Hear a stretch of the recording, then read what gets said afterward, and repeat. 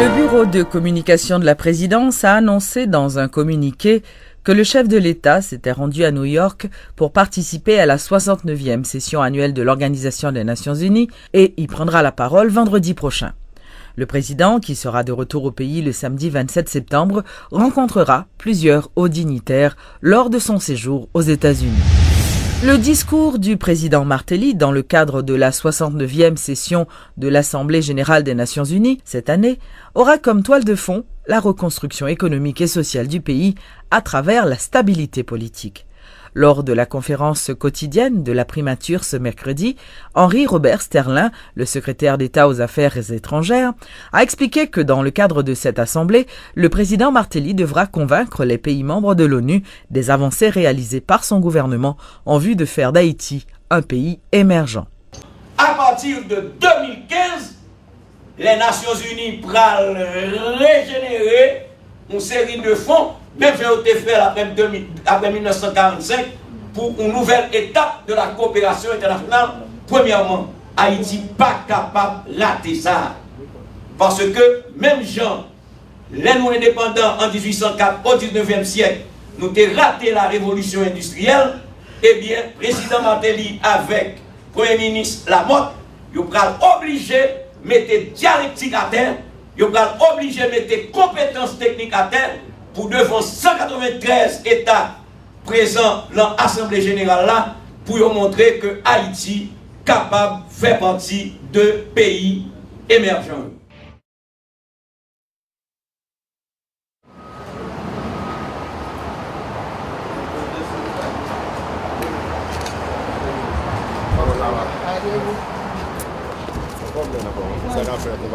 Le Premier ministre Lamotte, dans le cadre de sa tournée dans la ville de New York, a rencontré la presse en vue de faire un bilan de ses activités en marge de la 69e Assemblée générale des Nations unies.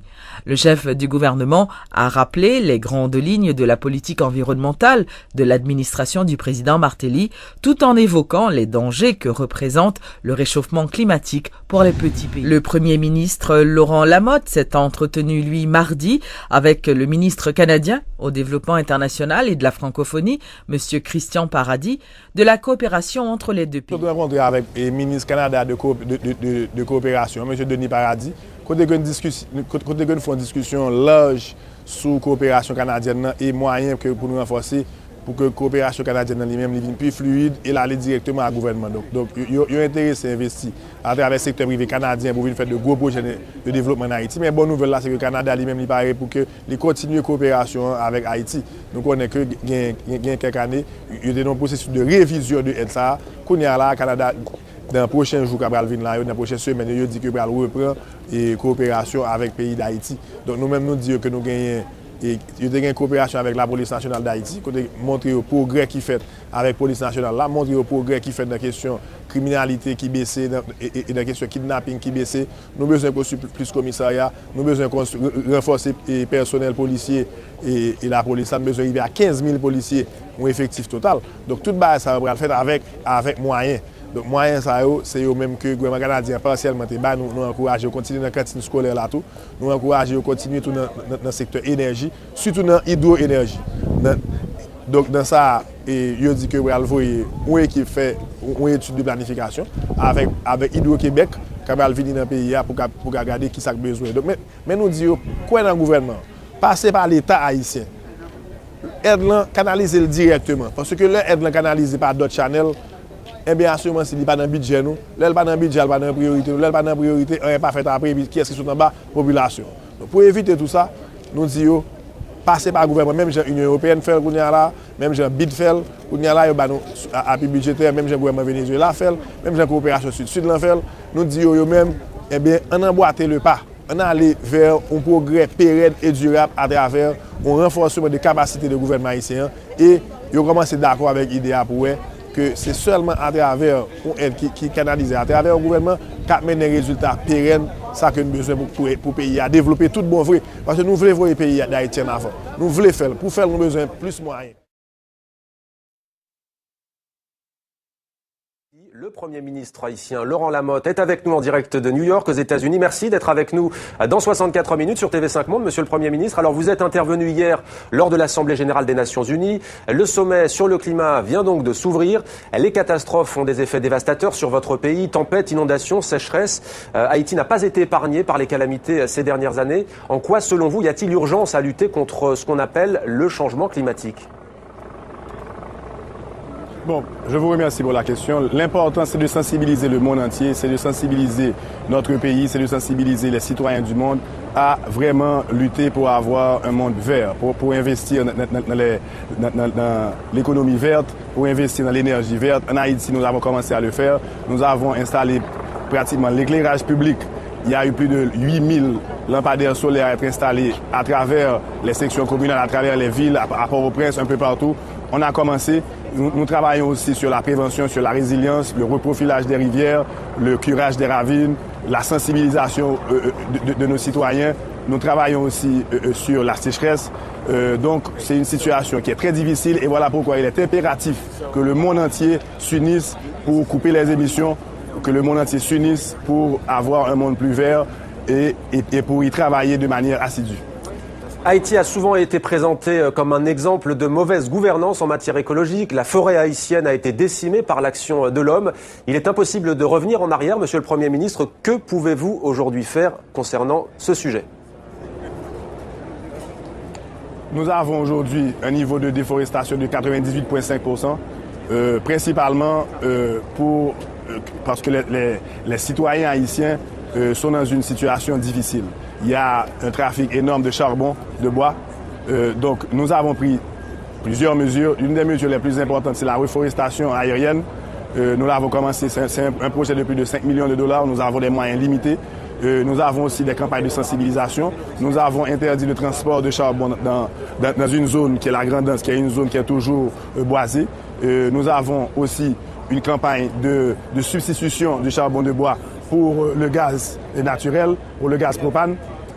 Donc effectivement, dans le passé, il y a eu de très mauvaises décisions à avoir été prises. Aujourd'hui, ceci est en train de changer. Nous avons un gouvernement démocratiquement élu, nous avons un pays qui avance et aussi nous sommes conscients du fait qu'il faut lutter contre ce phénomène de déboisement dans un pays où il est essentiel de planter et de continuer à planter. Donc cette campagne de reboisement a commencé. Nous avons des partenariats aussi avec Richard Branson, avec Mohamed Younous, avec la Fondation Clinton pour encourager le mouvement de reboisement et aussi pour donner une alternative à la population, une alternative qui consiste à utiliser le gaz naturel et des fours qui s'y adaptent. Laurent Lamotte, il y a bientôt 5 ans, Haïti était dévasté par un terrible séisme. Il y a quelques mois, vous affirmiez que moins de la moitié des 9 milliards de dollars promis pour la reconstruction du pays avaient été réellement versés à Haïti. Où en est-on au juste aujourd'hui ? Aujourd'hui, nous avons reçu exactement la moitié des fonds promis. Avec cette moitié, elle a été investie principalement dans l'aide humanitaire au lendemain du séisme. Nous avons dû faire beaucoup avec très peu. Nous avons dû faire l'impossible pour remettre le pays là où il se trouve aujourd'hui. Haïti se porte mieux. Cependant, nous avons d'énormes défis à lever. Nous avons pu relocaliser déjà plus de 95% des victimes du tremblement de terre, des sans-abri qui vivaient pratiquement dans les rues. Aujourd'hui, ils ont un logement digne où ils habitent. Nous avons pu commencer le processus de reconstruction. Aujourd'hui, nous avons réussi à enlever les débris et les sédiments qui étaient dans les rues au lendemain du séisme. On a dû enlever plus de, l'équivalent de 4000 piscines olympiques de débris. Aujourd'hui, nous allons mieux. Cependant, nous avons d'énormes défis à lever. Voilà pourquoi nous avons un sommet avec les partenaires clés d'Haïti pour justement parler de la balance, du reste des 50% qui n'ont pas encore été reçus par Haïti et qui sont nécessaires à la construction même, à la refondation de cette nouvelle Haïti que nous voulons bâtir. Alors justement, Laurent Lamotte, puisque vous parlez de défis, il y a un autre grand défi qui vous tient beaucoup à cœur, Monsieur le Premier ministre, c'est celui de la lutte contre la pauvreté et le chômage en Haïti. Comment comptez-vous faire revenir, comment comptez-vous attirer les investisseurs, les investissements en Haïti ? Nous avons un programme ambitieux d'attirer les investisseurs. L'investissement direct étranger a augmenté de 25% de l'année 2012 à l'année 2013, donc nous sommes sur un chemin qui est positif. Nous avons un code des investissements qui est extraordinaire. Il y a 15 ans, sans avoir à payer des impôts sur les investissements. Nous avons aussi un pays qui est en reconstruction. Donc ceci dit qu'il y a d'énormes opportunités d'investissement en Haïti aujourd'hui pour différentes sociétés à travers le monde.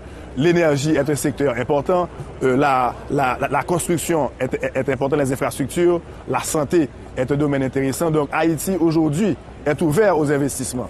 Et c'est pour ça que le président Michel Martelly a une campagne vraiment agressive pour attirer des investissements. Nous avons vu déjà que Heineken a investi en Haïti plus de 100 millions de dollars. Nous avons vu qu'il y a la société vietnamienne de téléphone qui est en Haïti, Vietel. Il y a Digicel qui est en Haïti. L'investissement est au plus haut niveau dans toute l'histoire d'Haïti aujourd'hui. Donc les choses bougent et les choses vont bien. Alors la bonne gouvernance, c'est l'un des défis majeurs. Laurent Lamotte, pardon de vous couper, nous sommes pris par le temps. Monsieur le Premier ministre, une question sur la gouvernance. La bonne gouvernance, c'est aussi l'un des défis d'Haïti. Pour vous rendre à New York, vous avez fait la queue comme tout le monde à l'aéroport de Port-au-Prince. Vous avez refusé d'avoir accès à la classe affaires. Alors c'est une action bien entendu symbolique de votre part. Est-ce qu'au-delà des symboles, il ne faut pas des choses concrètes? Comment est-ce que vous comptez faire pour restaurer la confiance?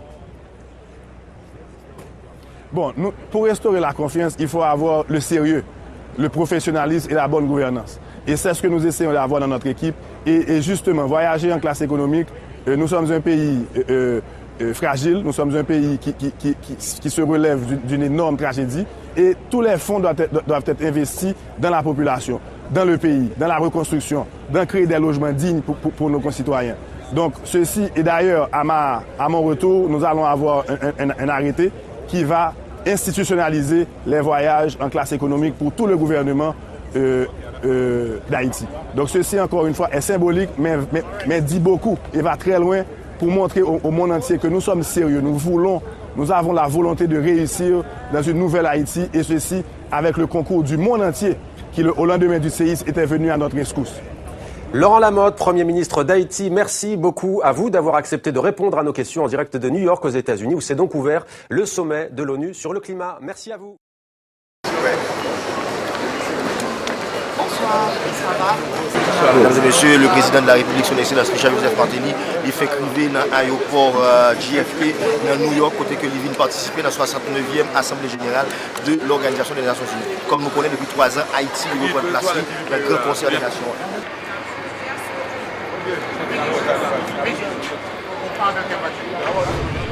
Le chef de l'État haïtien, Michel Martelly, a eu plusieurs séances de travail jeudi en marge de la 69e Assemblée générale de l'ONU. Il s'est entretenu avec le secrétaire général de l'Organisation des Nations Unies, M. Ban Ki-moon, au lendemain d'une rencontre avec l'assistant secrétaire général pour le maintien de la paix de l'ONU, M. Edmond Mullet. Dans le même temps, le président s'est entretenu avec des hauts dignitaires et chefs d'État africains tels que Alassane Ouattara, le président de la Côte d'Ivoire, et le vice-président de l'Angola, Manuel Domingos Bichente, pour une stratégie de rapprochement avec le continent africain. Je dirais d'abord que ça a été un honneur pour moi d'avoir été reçu par le président Ouattara et Haïti. Et pour nous, nous sommes le prolongement de l'Afrique, les enfants de l'Afrique dans la Caraïbe. Et les derniers gouvernements passés à Haïti ont négligé de réchauffer cette relation.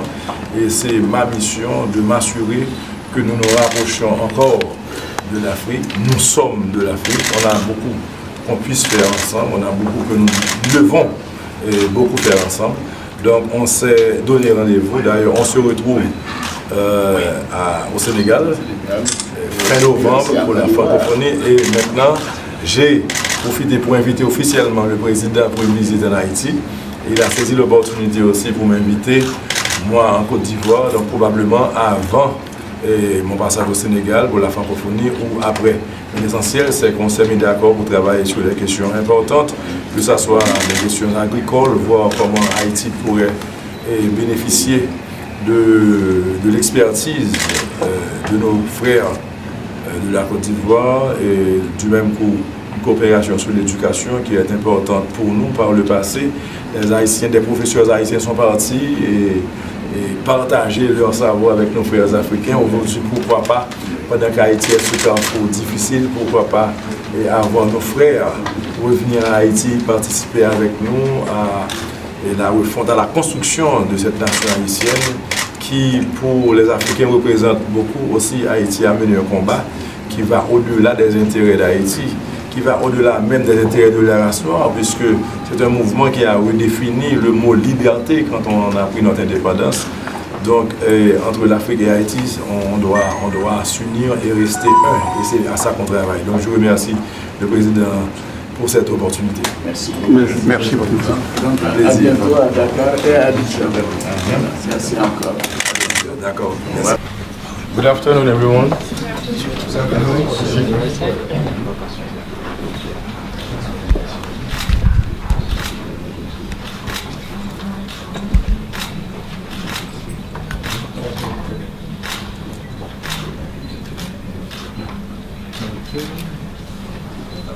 Many official photographers or unofficial photographers. Okay. Thank Mr. President. Thank you, President.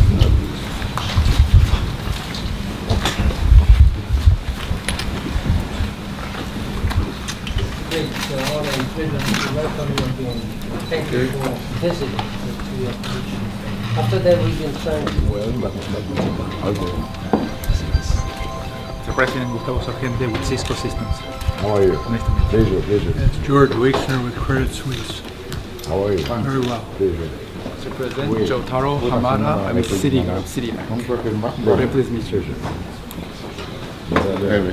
C'est à 15h?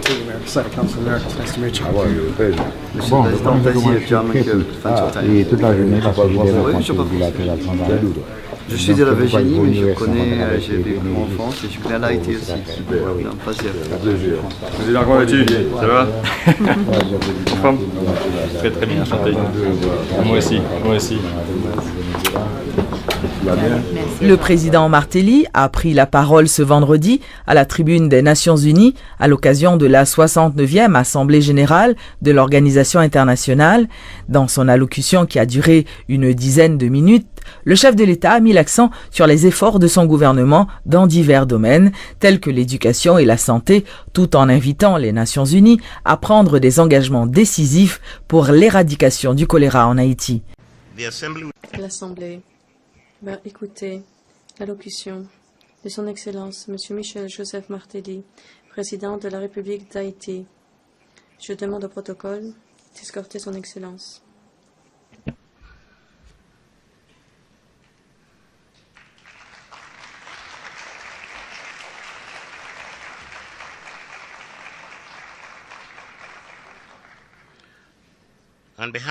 Au nom de l'Assemblée générale, j'ai l'honneur, Son Excellence, M. Michel Joseph Martelly, président de la République d'Haïti, et je l'invite à s'adresser à l'Assemblée.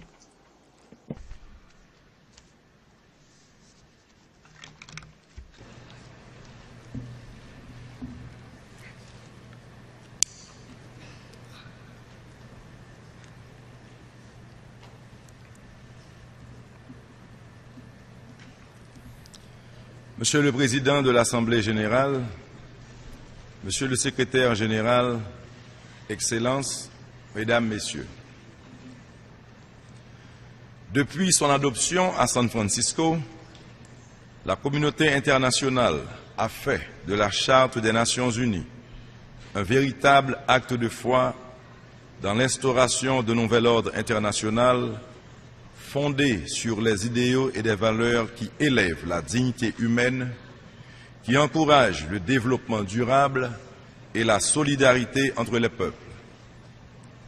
C'est pour moi un honneur de prendre la parole par devant cette prestigieuse assemblée, appelée depuis bientôt 70 ans, à se pencher sur des questions essentielles relatives à la justice, à la paix universelle et à la sécurité.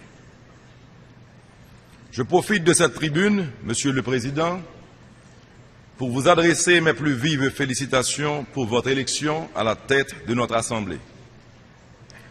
Votre expérience éprouvée des questions internationales et du système des Nations Unies est un gage de succès des travaux de cette 69e session de l'Assemblée générale.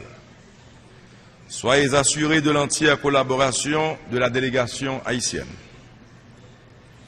Je salue l'action remarquable du secrétaire général, M. Ban Ki-moon. Je lui rends un hommage particulier pour son courage et son engagement dans la défense de la paix à travers le monde. Alors que les crises humanitaires, les conflits entre États menacent la stabilité et la sécurité des peuples, son leadership a démontré une fois de plus qu'il y a toujours moyen de résoudre nos différends à travers le dialogue, la compréhension et le respect mutuel. C'est à ce compte que j'encourage les Nations Unies à continuer à appuyer les bonnes relations entretenues entre les parties des deux rives du détroit de Taïwan et les approches pacifiques et constructives visant à établir une paix durable en Asie de l'Est et en mer de Chine orientale. Nous, dans la Caraïbe, avions choisi d'emprunter la voie du dialogue avec notre voisin de l'Est pour le bien de nos deux peuples et afin de préserver la paix dans la région. Nous croyons en la vertu du dialogue. Nous sommes convaincus qu'il est nécessaire de toujours s'engager dans la voie de la négociation et des discussions productives. Nous avons accepté volontiers de nous mettre à la table des négociations avec nos amis de la République dominicaine pour poser les vrais problèmes d'intérêt commun au bénéfice de nos deux peuples et résoudre les malentendus vieux d'un demi-siècle. Nous nous réjouissons qu'un certain nombre d'accords aient pu être trouvés sur des questions qui ne se sont pas toujours révélées faciles à résoudre. Nous espérons pouvoir continuer sur cette lancée pour une meilleure compréhension entre les deux États se partageant la même île. Monsieur le Président, malgré un parcours difficile, 70 ans plus tard, force est de constater que ce projet commun que constituent les Nations Unies n'a rien perdu de son actualité et de sa pertinence.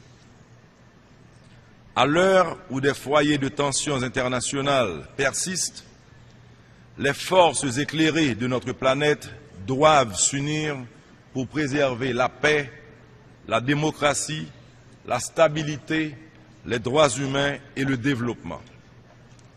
Dans ce contexte, en fonction des nouvelles réalités de ce siècle, Haïti plaide fortement pour des avancées concrètes dans les négociations pour la réforme des Nations Unies, particulièrement en ce qui a trait à l'élargissement du Conseil de sécurité à de nouveaux membres permanents. L'exemple d'inclusion doit commencer là où le droit de participation constitue un droit fondamental exprimé à travers la Charte des Nations Unies. Notre voix compte. Notre leadership en tant que responsable doit s'exprimer à travers des actes concrets et tangibles lorsque la paix, la salubrité de notre environnement, la santé de nos peuples sont menacés. En ce sens, je tiens à rendre un vibrant hommage à nos frères cubains, parmi d'autres peuples du monde, qui ont apporté leur soutien aux pays africains touchés par l'Ebola.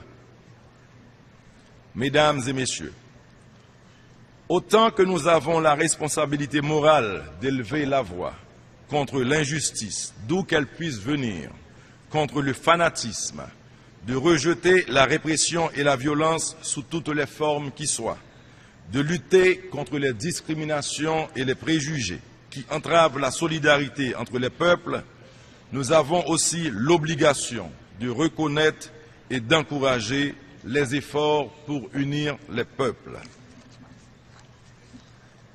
La légitimité et la crédibilité de l'Organisation des Nations Unies dépendent de sa capacité à agir rapidement et d'intervenir efficacement en reconnaissant la valeur ajoutée de chaque État membre.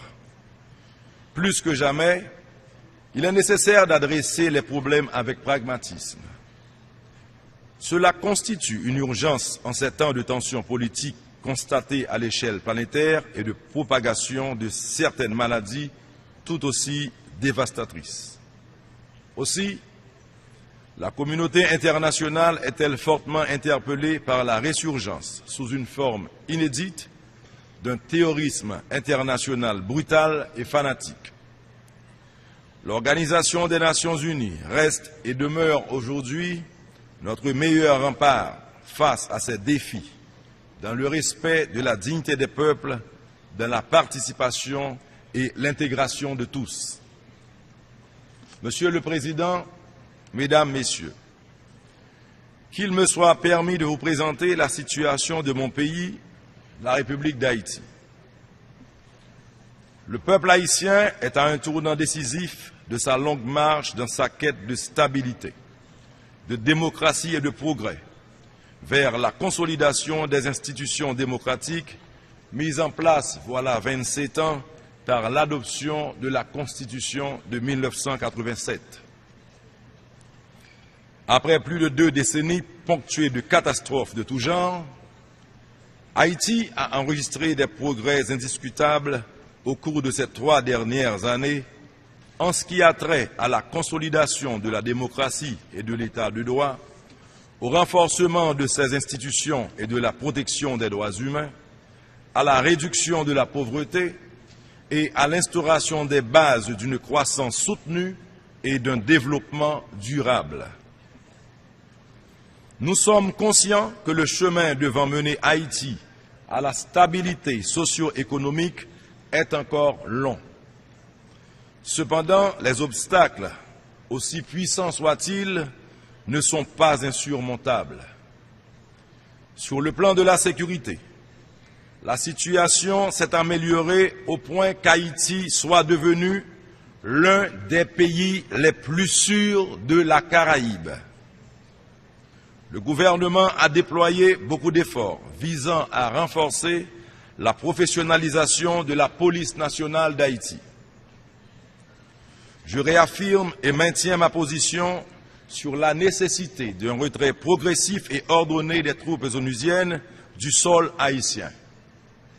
Ce processus a d'ailleurs déjà commencé, parallèlement au raffermissement des capacités opérationnelles de la police nationale d'Haïti qui lui permettront d'assumer la relève des forces de la MINUSTAH. J'en profite pour adresser un plaidoyer en faveur d'une meilleure coordination des actions des agences des Nations Unies avec les institutions nationales et en prenant compte des besoins réels du pays. Sur le plan éducatif, 70% des élèves des 2 premiers cycles de l'école fondamentale bénéficient de la gratuité scolaire. Pour la première fois en Haïti, 5% du PIB est dédié à l'éducation. Aujourd'hui, le taux net de scolarisation a augmenté significativement. Nous travaillons ardemment pour accéder aux objectifs du millénaire pour le développement fixés à 100% en cette matière, comme vous le savez tous. Dans le domaine de la santé, nous avons multiplié les efforts afin de réduire l'incidence des maladies comme le sida, la malaria et les maladies à transmission vectorielle. L'augmentation significative des centres de santé à travers le pays a facilité l'accès aux soins et a permis la réduction de la mortalité materno-infantile. La mortalité maternelle est passée de 350 pour 100 000 naissances à 157 pour 100 000. À travers notre ministère de la Santé, nous avons pu construire et réhabiliter plus de 200 infrastructures sanitaires. Et afin de renforcer la gouvernance en santé, nous nous sommes engagés à assurer la formation continue de nos professionnels de la santé pour qu'ils puissent offrir des soins et services de meilleure qualité. S'agissant du choléra, tout en assumant notre devoir envers nos compatriotes, la République d'Haïti préconise un engagement décisif de l'Organisation des Nations Unies pour contribuer au plan national de l'éradication du choléra.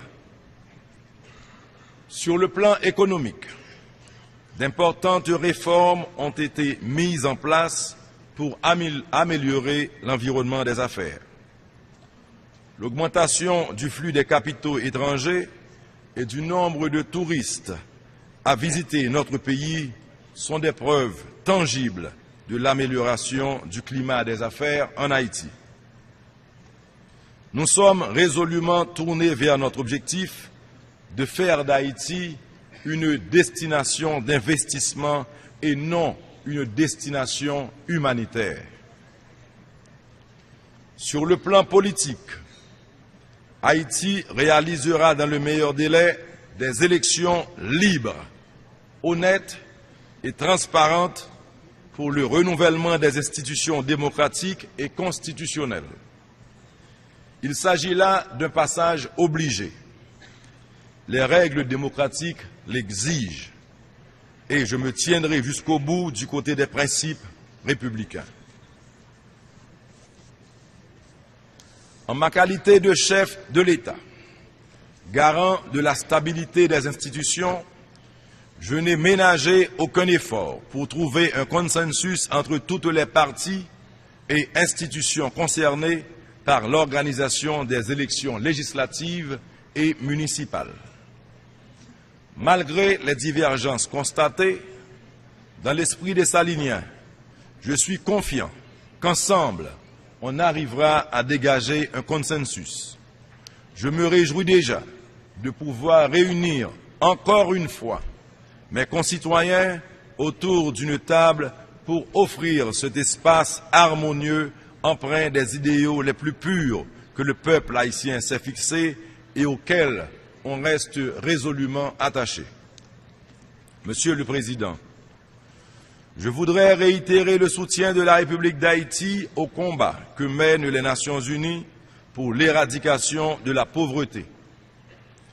En attendant la tenue du sommet prévu pour l'année prochaine, au cours duquel il reviendra aux États membres de se prononcer sur l'agenda de développement post-2015, j'exprime d'ores et déjà la confiance de mon administration aux objectifs de développement durable appelés à remplacer ceux des objectifs du millénaire pour le développement. Le monde dispose à l'heure actuelle d'énormes ressources. Le défi pour nous reste à trouver les voies et moyens efficaces pour en assurer une répartition équitable et juste. Je demeure convaincu que notre engagement pour réduire la pauvreté et les inégalités partout dans le monde constitue un passage obligé. C'est dans cet esprit que la République d'Haïti se joint à la communauté internationale pour apporter sa contribution dans le cadre du relèvement de ce défi. Il convient donc de renforcer l'efficacité de notre organisation et de la doter de ressources suffisantes indispensables à l'exercice de sa mission. Notre objectif est que celle-ci devienne véritablement le socle d'un système de sécurité et de solidarité collective capable d'assurer la suprématie du droit, de préserver la paix et la sécurité internationale. Un système capable de prioriser les libertés fondamentales et les droits humains. Un système en mesure de promouvoir une croissance soucieuse du respect de l'environnement et un développement qui répond aux exigences actuelles sans risquer l'avenir des générations futures. Il nous incombe, à la veille du 70e anniversaire de notre charte, d'imprimer ce nouvel élan, indispensable à la promotion et la défense de ces valeurs universelles dont nous sommes les dépositaires. Je vous remercie. De l'Assemblée générale, je souhaite remercier le président de la République de Haïti pour la déclaration qu'il vient de faire. J'aimerais prier Je vous prie de rester assis alors que nous accompagnons le président.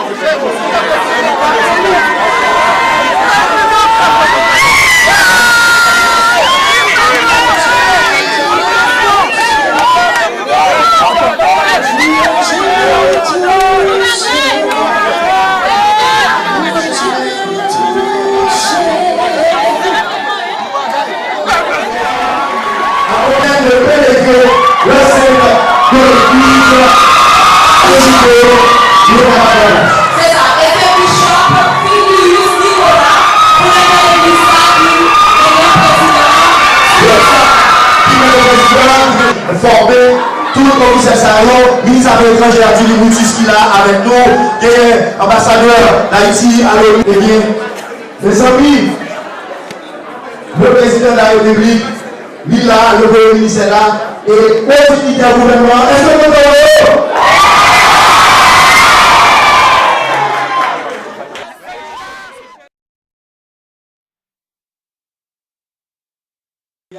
c'est pas terre.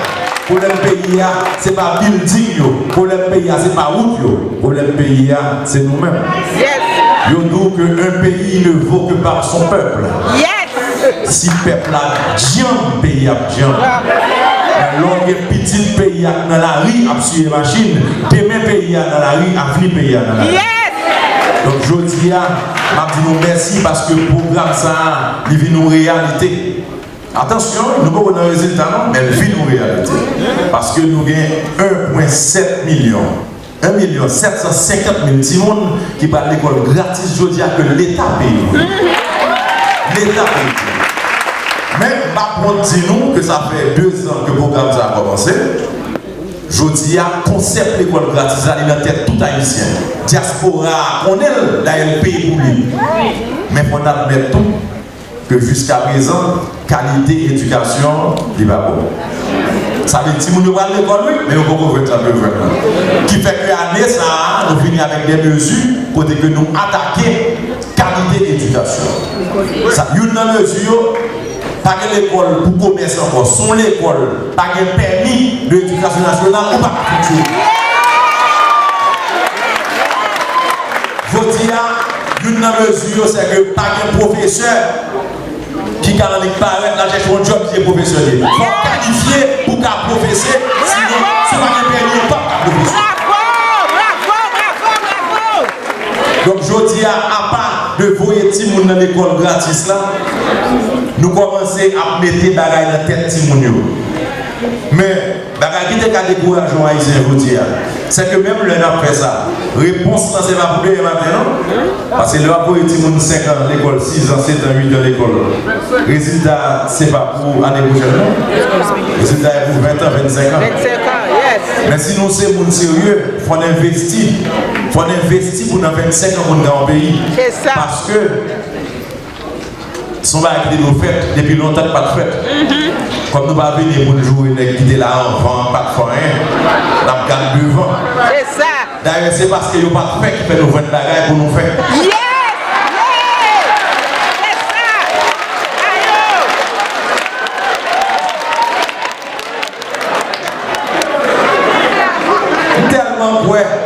Tellement quoi dans la diaspora,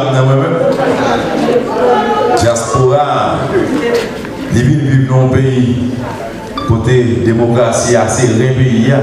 Sur diaspora, on connaît ça que l'ordre, ça que les disciplines, ça que le travail, ça que l'investi, ça que le sérieux. Bien sûr, il y a une corruption de tous côtés. On est qu'à tout rouler pour vagabond, il va prendre pécho. La vie, c'est ça que vous mais nous avons un avantage pour vivre dans un pays qui a l'ordre. Nous avons besoin de connaître Haïti pour l'ordre. Nous avons besoin de venir investir la caille. Je ne vais pas parler de pays ici mal parce que le monsieur ne va pas nous donner des problèmes. C'est ça, même temps, tout Haïtien se sentir confortable pour y aller dans le monde dans le pays.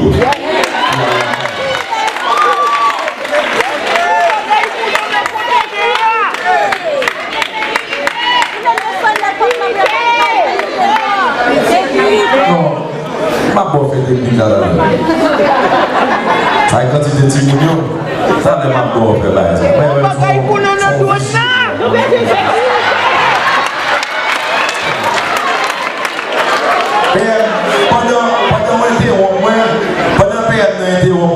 Ça m'a dit à ça PM n'a pas parlé. PM mon dernier l'autre là. Bon, PM vous fait plein de choses. On ne va pas parler de l'élection, pour faire qui va le faire. Mon pays a même besoin d'enfants, madame, n'a fini. Enfants, madame, n'a fini. Pour diaspora, voter.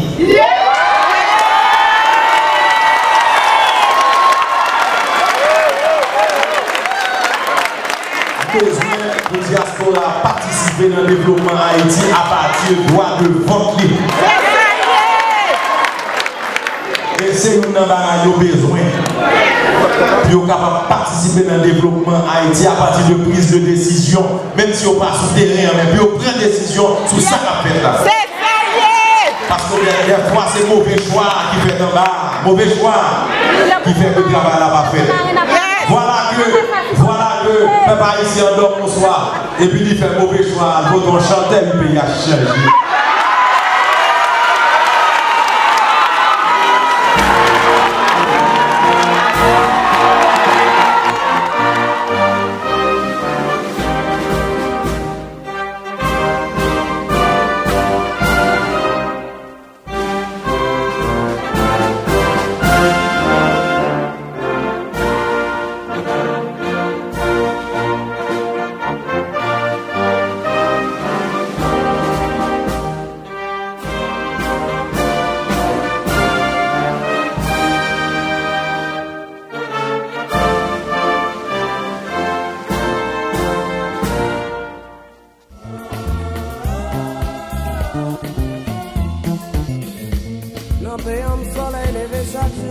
C'est un compte dans le paradis, tout un bel fleur dans mon blaï, donc tout le monde qui vit là-dedans, il a une chance pour le décorer, à pied coco et vol en mer, belle fleur poussée dans chaque saison, qui empêche fatiguité.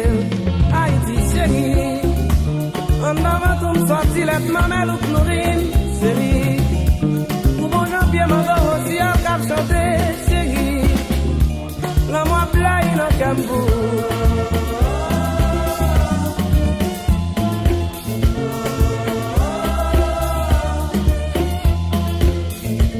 Longtemps, l'aime des petits, à tout petits amis m'a parti, m'a cherché si mais la campagne, pour m'a trouvé bon pour la vie.